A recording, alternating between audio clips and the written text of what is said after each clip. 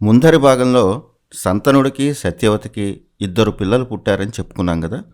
ఒకరు విచిత్ర వీర్యుడు, ఇంకొకరు చిత్రాంగదుడు. వీరిద్దరూ పుట్టిన కొన్నాళ్లకు సంతనుడు కాలం చేశాడు. చిత్రాంగుడికి యువరాజు పట్టాభిషేకం చేశారు. చిత్రాంగదుడు గొప్ప వీరుడు, కానీ తనను మించిన వారు లేరని అహంకారం.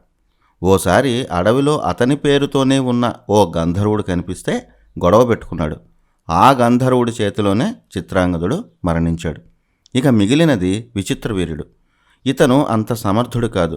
రాజ్యానికి వారసులు లేకపోతే అల్లకల్లోలం అయిపోతుంది.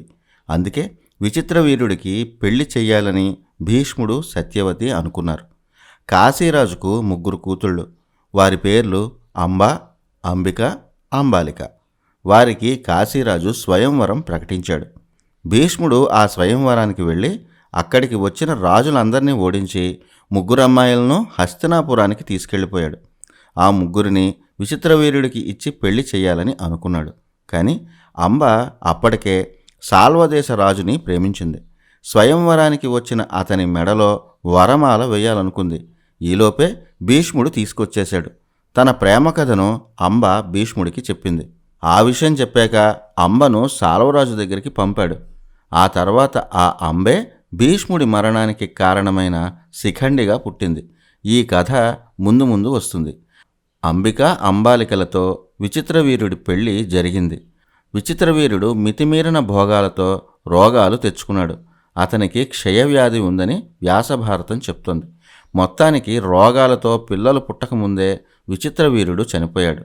సత్యవతి ఇద్దరు కొడుకులు మరణించారు. సత్యవతి కొడుకులే వారసులని భీష్ముడు ప్రతిజ్ఞ చేసి కూర్చున్నాడు. ఇప్పుడు హస్తినాపురానికి రాజెవరు? అప్పుడు సత్యవతి భీష్ముడిని పిలిచింది. భీష్ముడిని పెళ్లి చేసుకుని పిల్లల్ని గని రాజ్యాన్ని రక్షించమని కోరింది. అంతవరకు భీష్ముడిని పాలించాలని కోరింది. కానీ భీష్ముడు ఒప్పుకోలేదు. తాను సత్యం తప్పేది లేదని భీష్ముంచి కూర్చున్నాడు. మరి ఇప్పుడు ఎలా అని ఆలోచించింది సత్యవతి. అప్పుడు పరిష్కారం కూడా భీష్ముడే చెప్పాడు. ఆ కాలం నాటి వీర్యదాన పద్ధతి అది. యోగ్యుడైన తపస్శాలి అయిన బ్రాహ్మణుడిని నియోగించి అంబిక, అంబాలికల ద్వారా సంతానాన్ని పొందవచ్చునని భీష్ముడు ఆ కాలం నాటి ధర్మాన్ని చెప్పాడు. ఇప్పటి వీర్యదాన పద్ధతి లాంటిదే ఆనాటి నియోగ పద్ధతి. భీష్ముడు ఏనాడు ధర్మం తప్పలేదు. ఆ కాలాల్లో అమలులో ఉన్న పద్ధతులనే పాటించారు. గొప్పవారు చేసే కొన్ని పనులు బయటకు చెడుగా కనిపించవచ్చు, కానీ వాటి వెనక ఎంతో ధర్మం ఉంటుంది.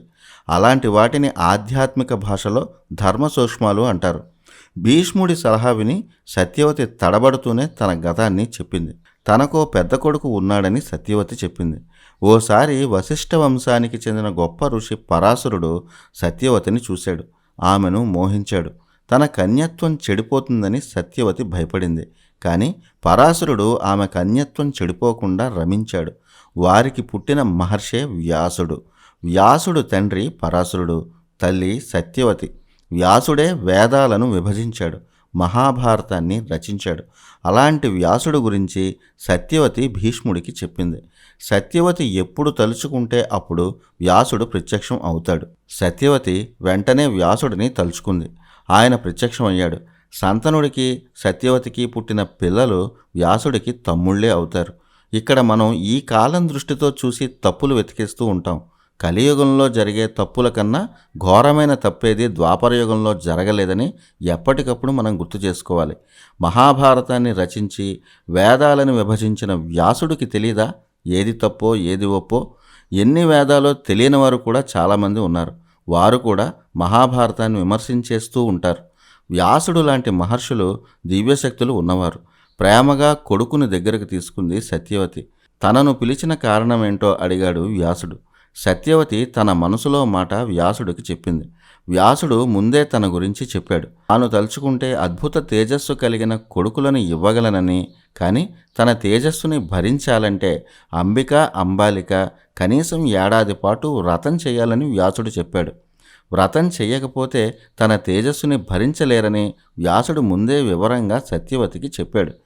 కానీ ఏడాది పాటు వేచి చూసే సమయం లేదని, వారసులు లేరని తెలిస్తే రాజ్యంలో అరాచకం పెరుగుతుందని సత్యవతి చెప్పింది. ఏడాది వ్రతం అన్న నియమం పెట్టవద్దని సత్యవతి వ్యాసుడిని కోరింది. తపస్సు నుంచి నేరుగా వచ్చిన వ్యాసుని రూపం అప్పటికి వికృతంగా ఉంది. ఆ వికృత రూపాన్ని నీ కోడళ్ళు భరించగలరా అని వ్యాసుడు సత్యవతిని అడిగాడు. అలా భరించగలిగినా వారికి మంచి కొడుకులను ఇవ్వగలనని అన్నాడు. కోడలను శుచిగా స్నానం చేసి రమ్మన్నాడు వ్యాసుడు. అలాగే సత్యవతి ఏర్పాట్లు చేసింది. పెద్ద కోడలు అంబికను శుచిగా వ్యాసుడి దగ్గరకు పంపింది. అంబిక వ్యాసుడు రూపం చూసింది. నల్లగా ఉన్నాడు. ఎర్రగా జడలు కట్టిన జుట్టు, పొడుగు గడ్డం ఇవన్నీ చూసి భయంతో అంబిక కళ్ళు మూసుకుంది. బయటకు వచ్చిన వ్యాసుడు సత్యవతితో ఒక మాట చెప్పాడు. అమ్మా, అంబికకు మంచి సంతానం కలుగుతుంది. 10,000 ఏనుగుల బలం కలిగినవాడు, రాజర్షి అయినవాడు పుడతాడు. అతనికి 100 మంది పిల్లలు పుడతారు. కానీ అతని తల్లి చేసిన తప్పు వల్ల అంధుడై పుడతాడు, అంటే చూపు లేని కొడుకు పుడతాడని వ్యాసుడు చెప్పాడు. ఇప్పటి సైన్స్, సైకాలజీలు ఇలాంటి విషయాలు ఇప్పుడు కనిపెట్టే కానీ మహాభారత కాలం నాటికే గర్భస్థ శిశువు ఆరోగ్య పరిస్థితులను కనిపెట్టారు. సంభోగ సమయంలో భార్యాభర్తల మానసిక పరిస్థితి ఎలా ఉంటుందో పిల్లల ఆరోగ్య పరిస్థితి కూడా అలానే ఉంటుంది. అంధుడు పుడతాడని వ్యాసుడు చెప్పేసరికి సత్యవతి బాధపడింది. ఈసారి రెండో కోడలు అంబాలికను పంపింది. వ్యాసుని రూపాన్ని చూడగానే ఆమె ముఖం తెల్లగా పాలిపోయింది. భయం చేత తెల్లగా పాలిపోయిన ముఖంతో వ్యాసుడి తేజస్సుని అంబాలిక స్వీకరించింది. అందువల్ల ఆమెకు పుట్టేవాడు పాండువర్ణంతో పుడతాడని చెప్పాడు వ్యాసుడు. చాలామంది విశ్లేషించిన భారతాల్లో పాండురోగంతో పుట్టాడు కాబట్టి పాండురాజు అని పేరు పెట్టారని రాశారు. కానీ వ్యాస భారతంలో అలా లేదు. వ్యాస భారతం ప్రకారం పాండువర్ణం అంటే తెల్లని పాలిపోయిన రంగుతో పాండురాజు పుట్టాడు, అంతేగాని రోగంతో కాదు. అప్పటి నియమాల ప్రకారం అంధుడికి రాజ్యపాలన అధికారం లేదు. అలాగే రోగాలు ఉన్నవారికి కూడా రాజ్యపాలన అధికారం లేదు. అయినా పాండురాజు చక్రవర్తి అయ్యాడు. అందుకు అందరూ అంగీకరించారు. అంటే అతనికి ఉన్నది రోగం కాదు, పాండువర్ణమే అని రుజువవుతోంది. ఒకరు అంధుడిగా పుడతారని, మరొకరు పాండువర్ణంతో పుడతాడని వ్యాసుడు చెప్పాడు. ఏ లోపం లేని కొడుకు కావాలని సత్యవతి కోరుకుంది. అదే కోరిక వ్యాసుడిని కోరింది. అంబికకు అంధుడు పుడతాడు కాబట్టి ఆమెకు ఏ లోపాలు లేని కొడుకు పుడితే ఆమె సంతోషిస్తుందని సత్యవతి అనుకుంది. అదే విషయాన్ని సత్యవతి కోడలికి చెప్పింది. కానీ అంబిక అప్పటికే వ్యాసుడిని చూసి భయపడిపోయింది.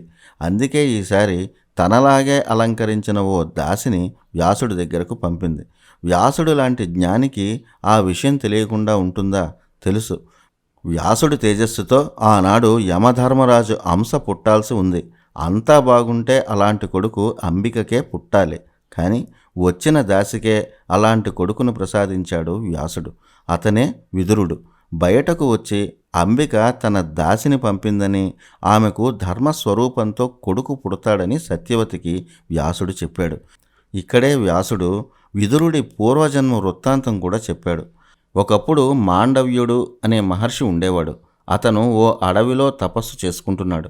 ఆ రాజ్యంలో దొంగలు పడ్డారు. రాజుగారి సొమ్ము దొంగలించిన దొంగలు భటులను చూసి ఆ మూటని అక్కడే తపస్సు చేసుకుంటున్న మాండవ్యుడి ముందు పడేశారు. ఆ ఋషి ముందు సొమ్ము కనిపించడంతో భటులు మాండవ్యుడిని రాజుగారి దగ్గరకు తీసుకెళ్లారు. అతనే నేరస్తుడని నమ్మి శిక్ష విధించారు. మాండవ్యుడికి శిక్ష వేశాక రాజ్యంలో అపశకునాలు కనిపించాయి. మాండవ్యుడిని శిక్షించడం తప్పని కొందరు ఋషులు రాజును హెచ్చరించారు. ఆ తర్వాత తప్పు తెలుసుకుని మాండవ్యుడిని రాజు క్షమించమని వేడుకున్నాడు. రాజుని శపించేంత శక్తి ఉన్నవాడు మాండవ్యుడు. కానీ నేనే ఏదో తప్పు చేసి ఉంటానని, అందుకే ఈ శిక్ష అనుభవించాను అని అనుకున్నాడు. అక్కడితో ఆగకుండా తన తపశ్శక్తితో యమధర్మరాజు లోకానికి వెళ్ళాడు. శిక్ష ఎక్కడ విధించినా వాటికి అధికారి యమధర్మరాజే. అందుకే తనను ఎందుకు శిక్షించావని యముడిని అడిగాడు మాండవ్యుడు. అప్పుడు యముడు ఇలా చెప్పాడు. చిన్నప్పుడు నువ్వు పక్షులను, తూనీగలను వేధించి ఆనందించావు, అందుకే ఈ శిక్ష పడింది అన్నాడు. 14 ఏళ్లలోపు వయసు పిల్లల్లో అంత మానసిక చైతన్యం ఉండదు. వారు చేసే పనులకు శిక్ష ఉండకూడదు. అయినా నువ్వు నన్ను శిక్షించావు కనుక ఈ దోషానికి నువ్వు భూమి మీద ఒక దాసికి జన్మిస్తావు అని మాండవ్యుడు యముడికి శిక్ష విధించాడు. అలా మహాభారత కాలానికి ముందు నుంచే భరతఖండంలో మైనర్లను శిక్షించకూడదన్న నియమం ఉంది. ఇప్పటికీ 18 ఏళ్లలోపు వారు ఏదైనా తప్పు చేస్తే జువైనల్ హోమ్కి పంపిస్తారు. ఆ నియమం కొత్తగా వచ్చిందేమీ కాదు, మన దేశంలో పురాణ కాలం నుంచి ఉన్నదే. అలా మాండవ్యుడి శాపం వల్ల యమధర్మరాజు వ్యాసుడికి, దాసికి విదురుడిగా పుట్టాడు. అందువల్ల సాక్షాత్ యమధర్మరాజే విదురుడిగా పుట్టాడు. వ్యాసుడు నియోగధర్మ సన్నివేశాలను కొందరు రచయితలు పూర్తిగా తప్పుదారి పట్టించారు. ఈ సన్నివేశాల్లో ఒక్క అక్షరంలో కూడా అశ్లీలం కనిపించదు. ఈ కాలం పైత్యాలను ఆ కాలపు భారతానికి అంటించారు కొందరు ఘనులు. ఈ నియోగ పద్ధతిని సత్యవతి ఎందుకు అంగీకరించిందో తెలుసుకోవాలంటే ఆ పద్ధతి గురించి తెలుసుకోవాలి. నియోగ పద్ధతి ద్వారా సంతానోత్పత్తి జరగడాన్ని దేవరోత్పత్తి అంటారు. ఒక పెద్ద రాజ్యానికి వారసులు లేకపోతే ఆ రాజ్యంలో అరాచకాలు పెరుగుతాయి, ప్రజలకు ఇబ్బందులు కలుగుతాయి. అలాంటి పరిస్థితుల్లో ఆ రాజ్యానికి వారసులు కావాలి. అంతే తప్ప ఇక్కడేదో కామం, భోగం అనే దృష్టితో వ్యాసుడు చూడలేదు, సత్యవతి చూడలేదు. ఇప్పటి స్పెర్మ్ డొనేషన్ ఎలాగో అప్పటి నియోగ పద్ధతి అలాంటిదే. అక్కడ సంతాన సాఫల్యం అనే కాన్సెప్ట్తోనే చూడాలి తప్ప కామభోగాలు అనే డిస్కషనే లేదు. అప్పటి కాలమాన పరిస్థితులు, అప్పటి నియమాల ప్రకారం నియోగ పద్ధతి అందరికీ ఆమోదయోగ్యమైనది. పిల్లలు కలగకుండా భర్త చనిపోతే ఆ స్త్రీ నియుక్తం లేదా నియోగ ధర్మాన్ని పాటించి దేవరుని ద్వారా లేదా భర్త రక్తం పంచుకు పుట్టిన వానితో పిల్లలను పొందవచ్చు. ఇది కేవలం సంతానార్థమే తప్ప భోగార్థం ఉండకూడదని అప్పటి నియమాలు స్పష్టంగా చెప్పాయి. అలా కలిగిన పిల్లలు ఆ ఇంటి వారసులే అవుతారు తప్ప వీర్యదానం చేసిన వారి వారసులు కారు. ఇది ద్వాపరయుగంలో ఉన్న నియమం. ద్వాపరయుగం దాటి కలియుగంలోకి వచ్చాం. ఇప్పటి పద్ధతులతో అప్పటి పద్ధతులకు లింకు పెడితే ఎలా? పైగా ఇప్పుడు కూడా సంతానం లేని ఎందరికో స్పెర్మ్ డొనేషన్ అని, సరోగసి అని, టెస్ట్ ట్యూబ్ అని ఎన్నో పద్ధతులు వచ్చాయి. ద్వాపర యుగంలో ఉన్న సంతాన సాఫల్య పద్ధతులకు ఇవి అడ్వాన్స్ వెర్షన్స్ అంతే కదా. ఆ యుగంలో తల్లి మాటకు కట్టుబడి వ్యాసుడు కురువంశానికి వారసులను ప్రసాదించాడు. ఆయన ఒక మహర్షి. సాధారణ మనుషుల్లో కనిపించే కామక్రోధాల్లాంటి రోగాలకు అతీతుడైన మహర్షి. ఆయన వల్ల అంబికకు, అంబాలికకు, ఆ దాసికి కలిగిన పిల్లలు విచిత్ర వీర్యుడి పిల్లలే అవుతారు. కలియుగంలోకి వచ్చే సమయానికి దేవరోత్పత్తి అనే పద్ధతి ఎక్కడా లేదు. కాలంతో పాటు పద్ధతులు, సాంకేతికత కూడా మారుతూ ఉంటుంది. ద్వాపరయుగంలో ఎవరి ధర్మం వారు పాటించేవారు కాబట్టి ఎవరి మీద వారికి నియంత్రణ ఉండేది. కలియుగంలో మనిషికి తన మీద తనకే నియంత్రణ లేదు. భారతంలోనే వ్యాసుడు ఈ విషయాన్ని చెప్పాడు. ద్వాపరయుగం చివరి వరకు మానవులకు, దేవతలకు సంబంధాలు ఉండేవి. నారద మహర్షి అన్ని లోకాలు తిరిగేవాడు. గంధర్వులు, యక్షులు భూమికి వచ్చిపోతూ ఉండేవారు. మనుషులు తప్ప మరో లోకంలో జాతులే లేవన్న మూర్ఖత్వంలో మనం బతికేస్తూ ఉంటాం కాబట్టి ఇవన్నీ చాలామందికి నవ్వులాటగా ఉండొచ్చు. ఈ కాలంలో మనకు తెలిసిందే సైన్స్ అనే భ్రమలో ఉంటాం కదా. ద్వాపరయుగం చివరిలో కృష్ణ పరమాత్మ అవతారం ముగిశాక కలియుగం ప్రారంభమైంది. అక్కడి నుంచి దివ్యశక్తులతో మానవులకు సంబంధాలు తెగిపోయాయి. కలియుగంలో మనుషులు రోజు పూజ చేయడమే గగనం. ఇక తపస్సు అనే మాట మాట్లాడే అర్హత ఎక్కడిది? దివ్యశక్తులను సాధించేంత శక్తి ఇప్పటి మనిషికి లేదు. అందుకే దేవరోత్పత్తి లాంటి పద్ధతులను కలియుగంలో నిషేధించారు. అలాంటి పద్ధతులు కలియుగంలో ఉంటే ఇప్పటి మనుషులకు నియంత్రణలు తక్కువ కాబట్టి భయంకరమైన పరిణామాలు ఉంటాయని అప్పటి ఋషులు, పెద్దలు ఆలోచించారు. అందుకే నియోగ పద్ధతిని కలియుగంలో నిషేధించారు. వీటితో పాటు ధర్మశాస్త్రం కలియుగంలో చాలా పద్ధతులను నిషేధించింది. అవి అశ్వమేధయాగం, సన్యాసం, దేవరోత్పత్తి ఇలా ఎన్నో. రాజ్యాలు లేవు కనుక అశ్వమేధయాగం ఎలాగూ లేదు. కొన్ని ప్రత్యేక పరిస్థితుల్లో అర్హత ఉన్నవారు మాత్రమే కలియుగంలో సన్యాసం స్వీకరించాలని ధర్మశాస్త్రం చెబుతోంది. ఎందుకంటే ఆ కాలంలో మహర్షులు పాటించిన నియమాలు ఈ రోజుల్లో ఎవరైనా పాటించగలరా? పాటించగలిగే శక్తి ఉన్నవారే సన్యాసం స్వీకరించాలని ధర్మశాస్త్రం చెప్పింది. అందుకే ఈ రోజుల్లో నేను సన్యాసిని అని చెప్పుకునే ప్రతివాడు సన్యాసి కాదు, కాలేడు కూడా. మొత్తానికి ఇంత కథ జరిగాక వ్యాసుడి ద్వారా విచిత్ర వీర్యుడికి 3 సంతానం కలిగారు. ఈ 3ని పెంచినవాడు భీష్ముడే. వారి పేర్లు ధృతరాష్ట్రుడు, పాండురాజు, విదురుడు. అక్కడితో రాజ్యం కుదుటపడింది. వారిని పెంచుతూ భీష్ముడు రాజ్య పరిరక్షణ చేశాడు. అతని పాలనా పర్యవేక్షణలో హస్తినాపురం రాజ్యం సుభిక్షంగా మారింది. ప్రజలు ధర్మబద్ధంగా ఉన్నారు. ఇక్కడితో ఆది పర్వంలో మరో ముఖ్యమైన ఘట్టం ముగిసింది.